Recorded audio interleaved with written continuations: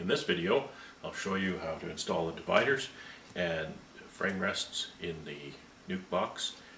And when you're done, you should have an assembly that looks something like this. So this has a long divider that goes the narrow way across the box, and then two small dividers, one on each side that meet up to that. And those small dividers are flanked by a strip here which is precisely set down to match the frame rest on the other side for the mini frames to sit in there. So you do need a few tools to do this. These kits are designed for someone who may not have saws and be familiar with and comfortable with cutting everything to the right size, etc. There's dados and things involved, so you need routers, table saw, dado blade, all that kind of stuff.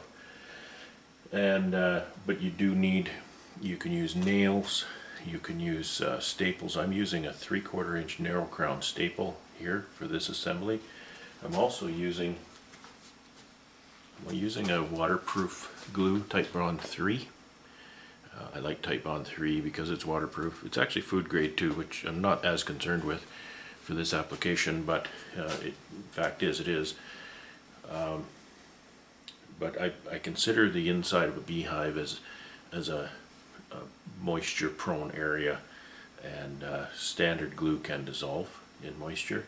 So waterproof glue is great. It doesn't really cost you much. When you calculate how much glue you're using on a project, the extra cost is really just in the bottle, because it's going to put your product up a couple of cents, and that advantage is well worth it, in my opinion.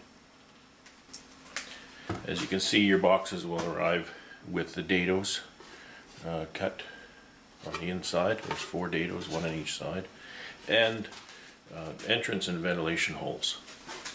So what I'll do is I'll start by positioning the box the long way away from me, and then I'll take the long divider and slide it down in there. Sometimes they will go in a little easier than others. This one's going to need some help. If you use a hammer, you can damage the plywood, or not. You can use a hammer, use a block to pound on. This mallet seems to do pretty good without damaging.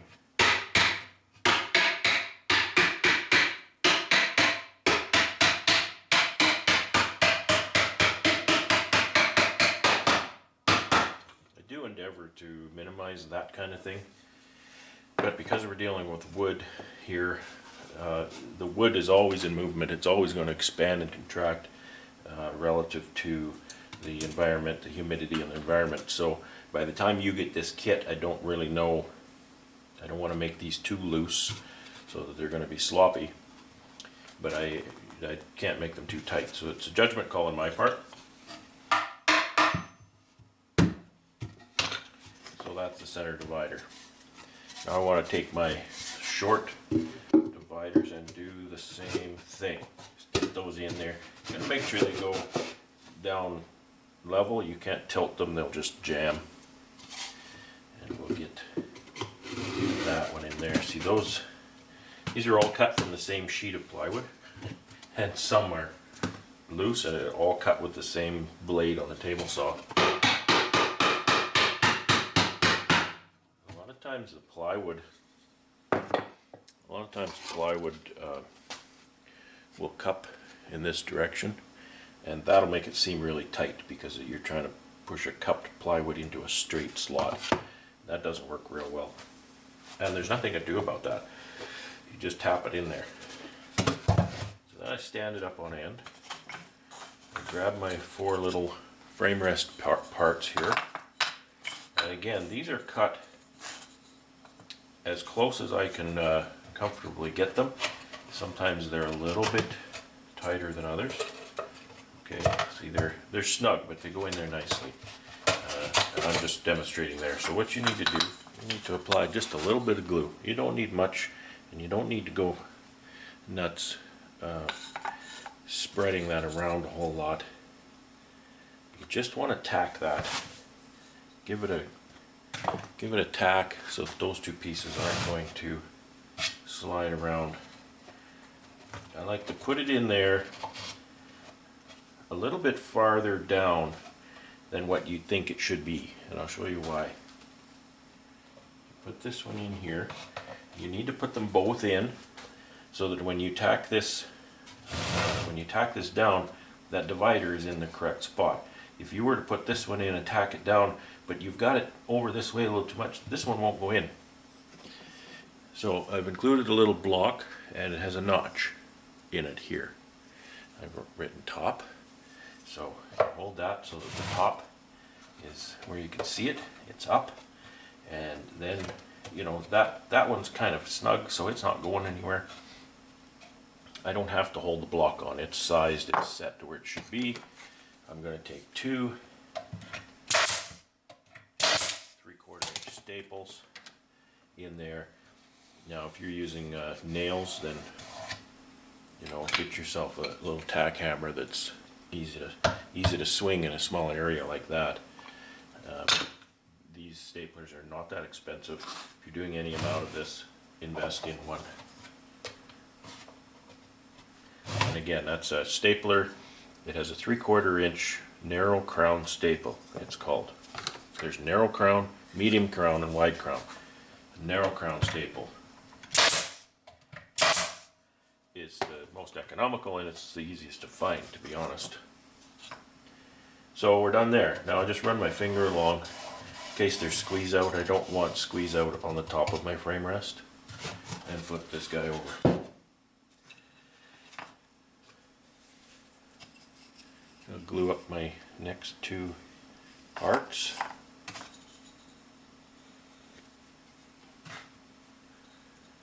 And assemble them in here. And again, I'm placing them just arbitrarily almost at some distance that I think is 5/8 or greater. Right, so now I can push that in there. And now this one is floating a bit too much. I'm thinking if I take this away, it'll move around in there, perhaps. So I'm going to hold that tight with my hand while I drive the two staples in there. And that one's a little bit looser as well. See, my stapler barely fits in there. So I guess if you're going to buy a stapler for this, you better measure how high it is. If you get it 1/8 of an inch too high, it's not going to work. So that's it. That's the assembly of the dividers. You know, there is one more thing. These dividers, sometimes they're not very tight, right? And you don't really need those sliding around on you. This step is entirely optional, up to you. I just take one of my narrow crowns and I go corner-wise in the corner here, just to drive it through there and the other way, just so there's something through the center divider into this one. It's only a 3/4 inch staple, so it doesn't go far into that, but it gives it something just so it doesn't slide out on you unannounced. So that's the main hide body for the minis.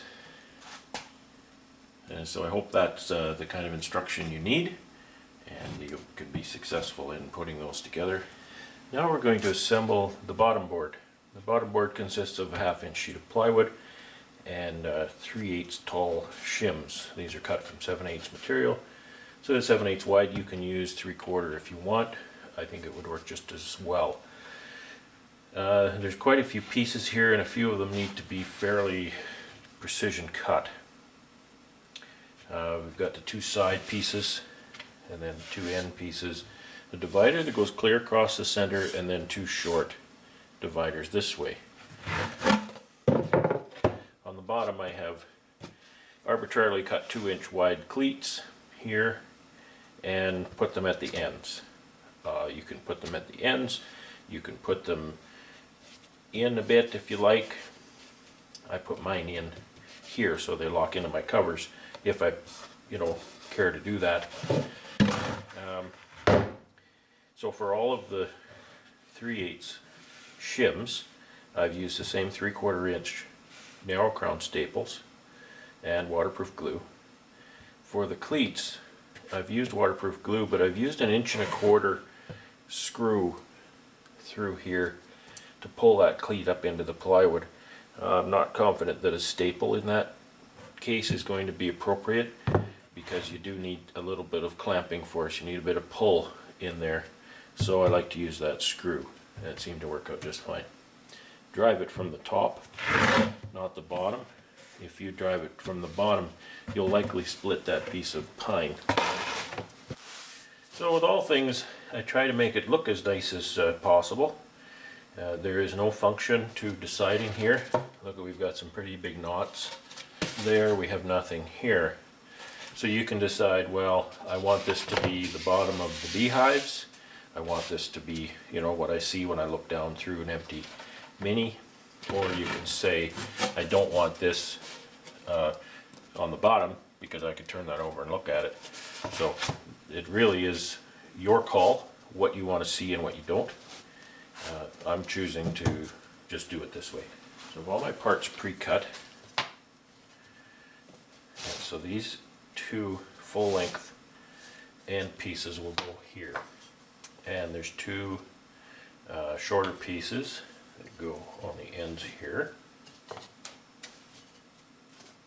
This is the center divider, and then the two small dividers go there. Alright, I find it handy to do this in a particular order. So I'll set these aside for now. And the order I'm going to do this in is I'm going to do this one side, then I'm going to do these two ends. And that's so that I can make sure that this side snugs right up to this end. So I'll set those aside for now. These don't really have a top and bottom, but again, if one has a blemish, you can simply turn that over and your project will look even nicer. So a little bit of glue again. I'm not going crazy to get my glue brush and spread this all out. It's really just there to give it some glue tack. And same 3/4 inch narrow crown staple. Put it in here a little ways. You don't want to put that near the end and split it. And when you're assembling this, these strips, they're so small that they quite likely are not going to be exactly straight. So line that up nice with that side. Then go halfway down here and line that up. Put an extra staple. So then if your piece is not quite exactly straight, this cut on the plywood should be pretty dead straight. And see, this part is not exactly straight here. I can see that the wood is bowed in a little bit. So now I can just give that a little bit of a pull. Now it's straight, that glue dries, and it'll be perfect. So now that I've got that one side glued and stapled on there,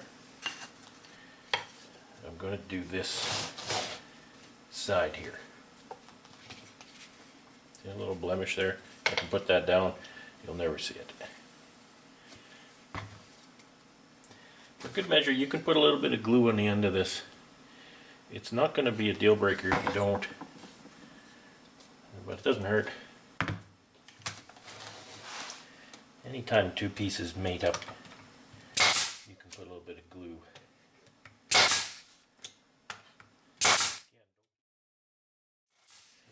And again, don't get your fingers right next to the stapler when you're going to pull that trigger. Move your fingers away. I've driven enough staples into my fingers to know that. Okay, so that one's in there. And now I just want to do the next end. I'll just turn around so you can see it.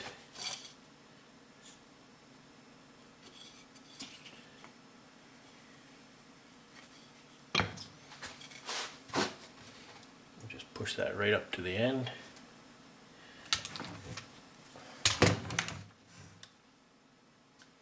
I'm really just concerned with it being flush there where my finger is. And I move my fingers and pull the trigger in that order. Okay, so now I'm going to just flush that up again. And what you can actually do is you have your center divider here. You can approximate center and sort of you know, you can sort of snug that up.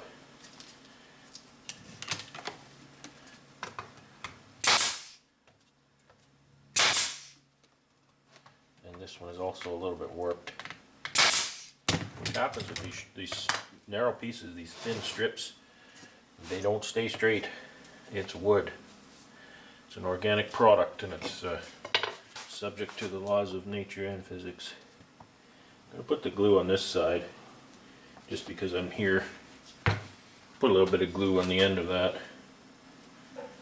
Before I staple that in, I'm going to set my two small dividers there at the ends. Okay, so my center divider still goes in there. That's good. That's because I had it there for a guide. And I'm gonna glue and staple that in next.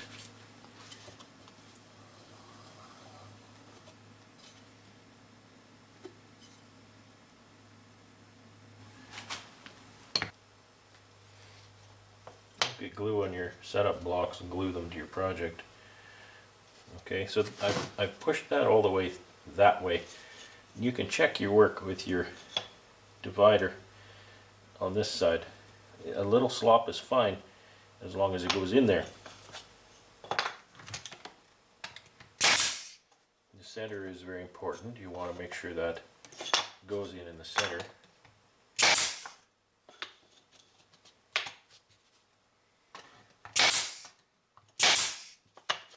That's in, and now I can use the setup blocks or the dividers as setup blocks just to confirm that my spacing is good here.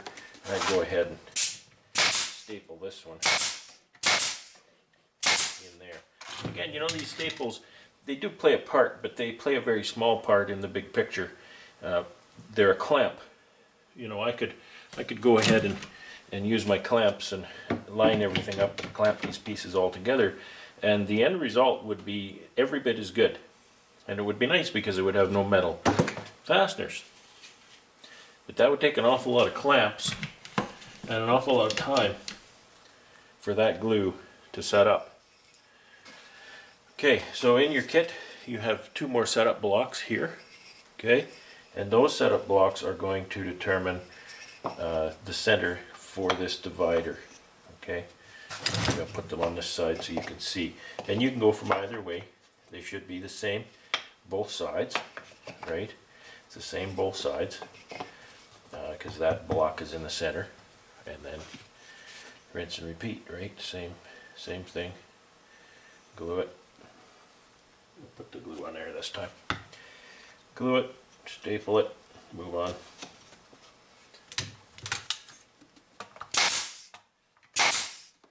So you think, well, this is a lot of bother, but in my shop I have the luxury that if I go merrily along and assembling something and one piece is a little bit longer, I just go over the saw and I nip a little bit off of it. But you can't, and I appreciate that. So in the assembly process, you can negate the need for that to have to happen.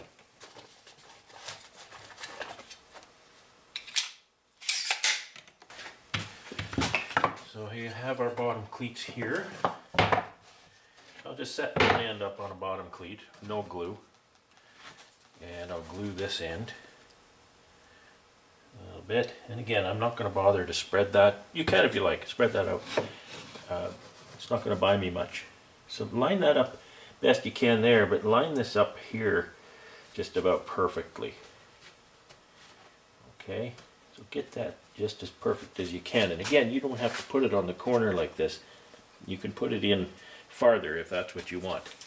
And I know here I'm using power tools again. This is one place where you kind of really do need a powered screwdriver.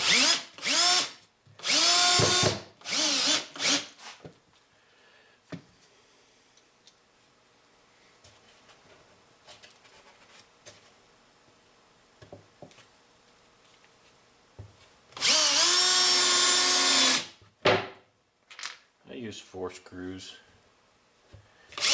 Oh, this bit is not very good. Kind of round on the end.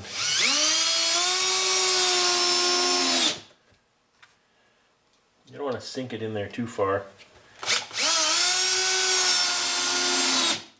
And spacing, it's only inside this shim by 1/2 inch. You know, even at that, I'm farther in the, you know, my screw is here pretty much, so you could get even closer. You could go straight right tight beside that shim and still be closer to center. We'll turn this around and we'll go up the other side.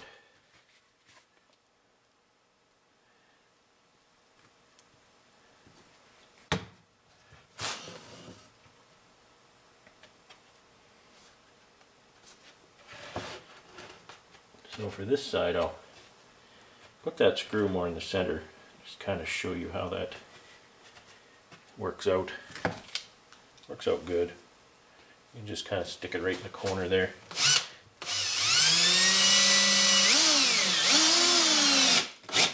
The head of the screw just sort of makes a little cove in that shim. It's not a problem. So here we have an issue. I'll put this in and then I'll tell you about that.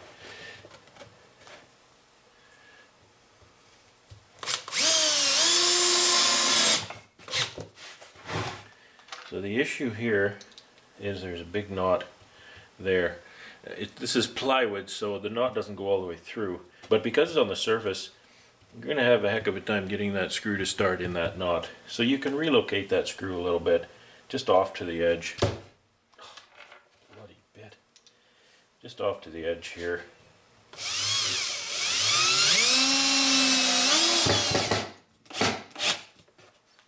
Not a big deal if you do drive it through that that knot, but the surface of that plywood is going to disintegrate. As soon as you hit it with the screw, it'll all crack and break away. And then your screw might go too deep and come out the bottom.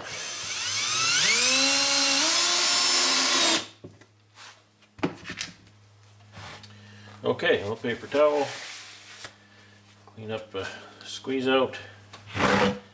And this is where you make a mess of your bench. A little bit of squeeze out here and there. Squeeze out's good. It's messy, but it's good. Shows you that that joint is full of glue. Alright, there you go. Bottom board.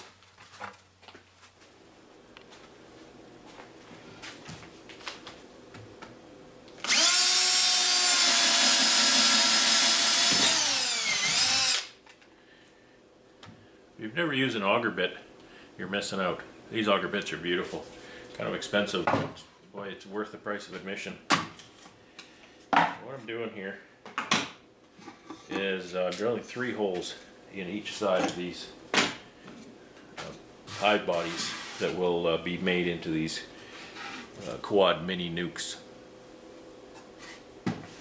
So here you can see there's a vent hole in the face here, and there's another vent hole in this side.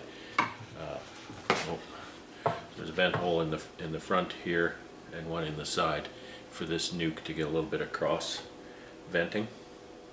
And this hole here is the entrance hole. And that'll take this little entrance disc.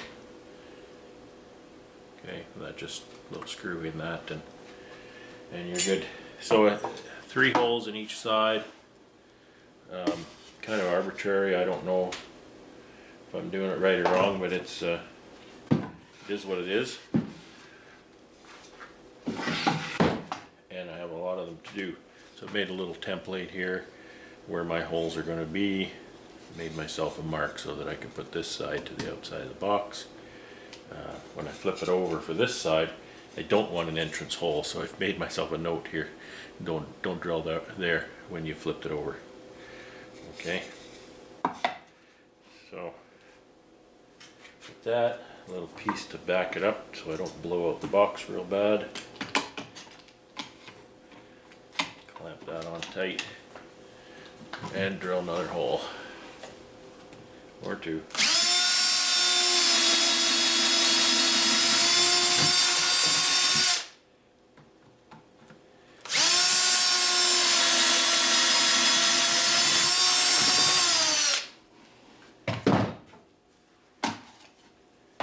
had to stay away from the edge here because the manufacturer puts a 2.5-inch nail in this. It's a nail right there, and it goes all the way over to here, so I could run into that with the auger bit. There's one thing auger bits don't put up with is nails. You ruin an auger bit pretty fast with a nail. If you think you're going to be running into nails, use a high-speed steel bit. It'll just cut right through nails.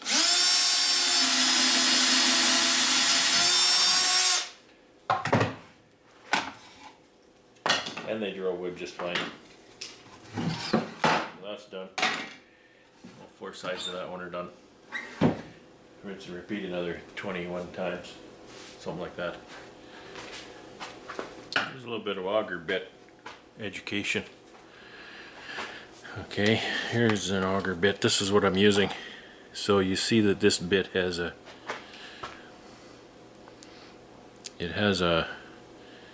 kind of a shaft in the center with the auger wrapped around the shaft. This is a really nice bit. It's working really well. But that's kind of a little less expensive, a little less premium kind of an auger bit. This one, on the other hand, it looks a little chewed up. I've used it a lot. You see how there's no center shaft in this? It's just the auger part. And what that means is this will auger the wood chips a lot better. You see how long this thing is? It's really long. So you can sink that right through something. Typically use this kind of thing for running electrical cables. You might be drilling through quite a long length of framing with that, and it augers the wood chips really nicely. This one's run into quite a few nails. It's pretty dull, but this is a really nice bit anyway. And I don't have a 3/4 in this nicer kind. Look up. Look way up.